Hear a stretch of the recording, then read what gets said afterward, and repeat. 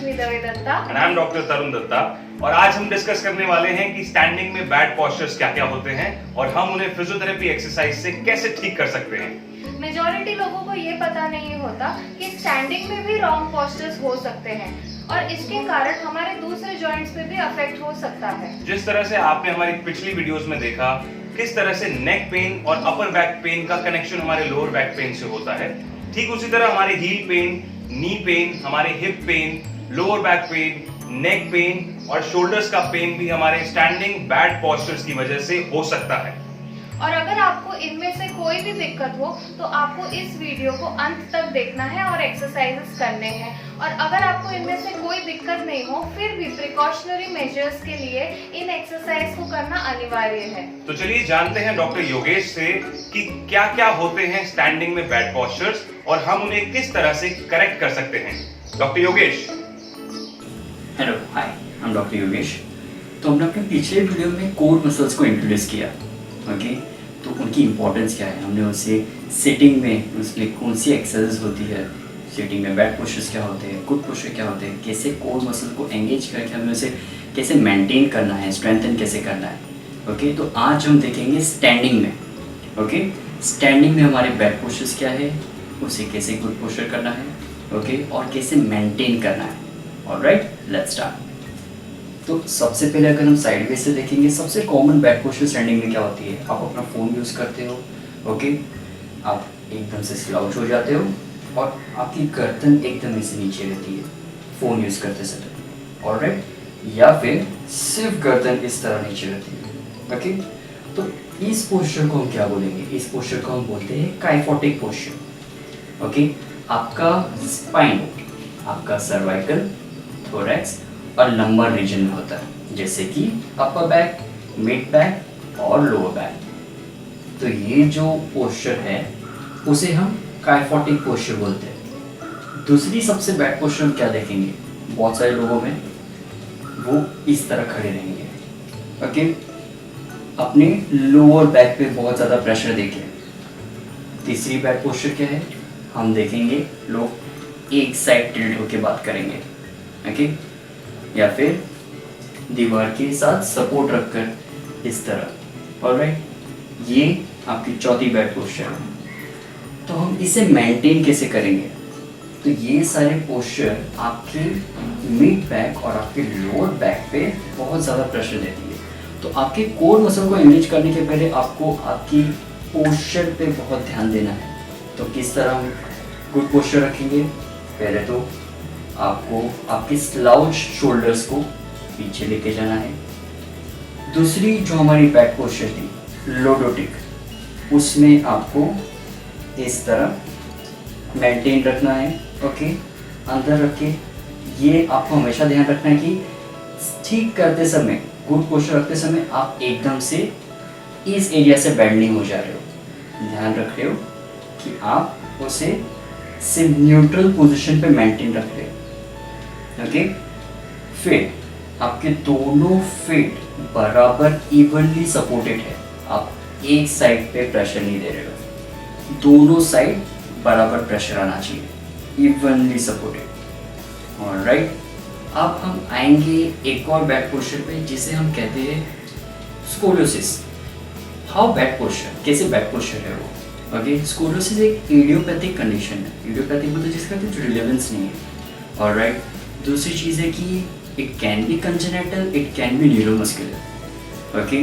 तो हम कैसे उससे बैड पोस्चर में डाल सकते हैं, जैसे कि ये बचपन से ये चीज़ हो सकती है, आपको कोई भी स्टेज में ये स्पॉट हो सकती है, एग्रीवेट हो सकती है, लेकिन आपके बैड पोस्चर के कारण, जैसे कि स्कोलियोसिस में आपके शोल्डर इस तरह ऊपर रहना, आपकी पेल्विक एक साइड इस तरह टिल्ट रहना या फिर ऊपर की तरफ रहना।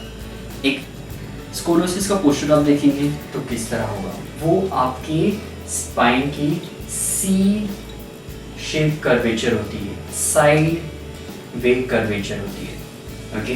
बहुत टाइम आपने इस तरह देखा होगा। तो हम ये इसे बैड पोस्चर से कैसे कंपेयर कर रहे हैं कि आप जब भी ये चीज़ होगी आपको बचपन से, माइनर है या फिर मेजर है, लेकिन आपके बैड पोस्चर के कारण ये चीज़ एग्रीवेट हो सकती है, ओके। जो आपको इवेंचुअली पेन देना स्टार्ट करेगी one sided. Alright, back muscles को काफ़ी अच्छे से स्ट्रेंथन करना है इन स्टैंडिंग, क्योंकि इवेंचुअली हम देखेंगे कि हम बहुत टाइम इस पोस्चर में रहते हैं तो हमारे फ्रंट फ्लेक्सर्स जो है वो बहुत हमें नीचे खींचते हैं। तो हमें अपने बैक एक्सटेंसर्स पर अच्छे से काम करके इन्हें स्ट्रेट रखना है। ओके, मोस्ट ऑफ आपकी थोरेसिक रीजन पे। ऑलराइट, ठीक है। तो इस चीज़ के लिए आगे डॉक्टर अश्मी और डॉक्टर तरुण आपको गाइड करेंगे। Thank you. जैसे कि अब आपने देखा कि बैड पोस्चर्स 3 मेजर टाइप के होते हैं, काइफोसिस, हाइपोलॉर्डोसिस और स्कोलियोसिस। ये तीनों मेजर बैड पोस्चर्स हमको बाय बर्थ भी मिलते हैं, लेकिन आज की पॉपुलेशन उसको अपने प्रोफेशन से भी अटेन कर रही है। तो ये एक्सरसाइजेस उन सभी लोगों के लिए फायदेमंद है जिन लोगों को काइफोसिस है और जो लोग उसकी तरफ अग्रसर यानी कि उसकी तरफ बढ़ रहे हैं। तो चलिए चलते हैं एक्सरसाइजेस की तरफ जिनसे सभी को होने वाला है फायदा। चलिए शुरू करते हैं। अब काइफोसिस के लिए कुछ इम्पोर्टेंट और इफेक्टिव एक्सरसाइजेस। फर्स्ट एक्सरसाइज है, एक टॉवल का रोल लेंगे, उसको टाइटली अपने हाथ में पकड़ेंगे, नीज हल्के से बेंड करेंगे और हाथों को ऊपर और पीछे की तरफ स्ट्रेट लेकर जाएंगे। होल्ड करेंगे 10 काउंट्स तक, 1 2 3 4 5 6 7 8 9 10। रिलैक्स। फिर से ऊपर होल्ड करेंगे 10 काउंट्स तक एंड रिलैक्स। अब नेक्स्ट एक्सरसाइज, दोनों नीज बेंड करके थोड़ा सा खड़े रहेंगे, दोनों हाथ सामने होंगे और बैक थोड़ी सी आगे की तरफ झुकेगी। दोनों अंगूठों को, हाथों के अंगूठों को आपको बाहर की तरफ लेके जाना है। 1 2, इसमें आपकी नेक स्ट्रेट रहेगी और पूरी स्पाइन स्ट्रेट रहेगी। 3, घुटनों से बेंड होना है। अब नेक्स्ट एक्सरसाइज में ऐसी ही पोजीशन लेनी है। फिर से नीज बेंड, दोनों हाथ नीचे से ऊपर जाएंगे वाई पोजीशन में। एल्बोज हल्के से बेंड होंगे, नेक और पूरी बैक स्ट्रेट रहेगी। रिलैक्स।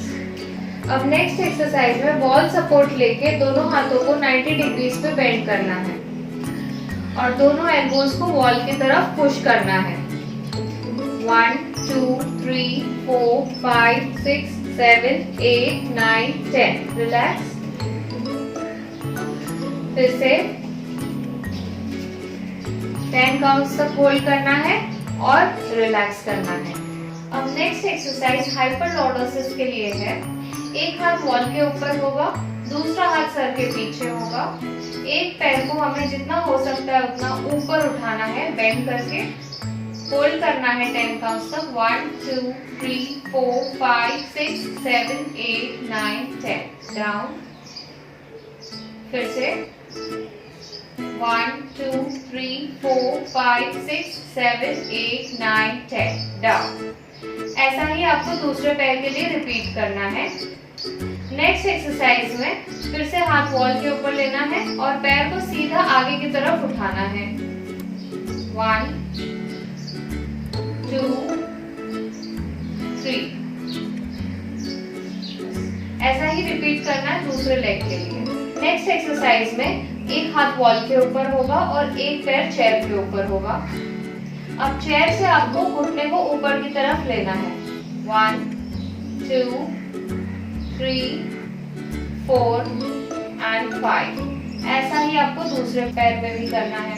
अगला बैड पोस्चर है पोस्चरल स्कोलियोसिस, जिसके लिए फिजियोथेरेपी असेसमेंट की रिक्वायरमेंट होती है।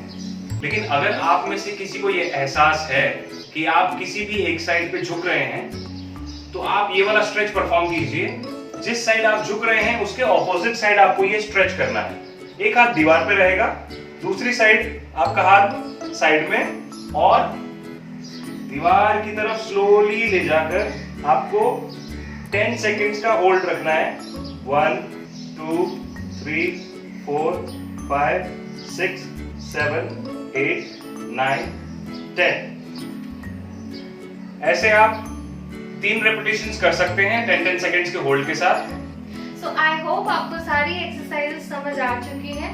इन एक्सरसाइजेस को 10 रिपीटेशंस 2 सेट्स और दिन में 2 बार करना है।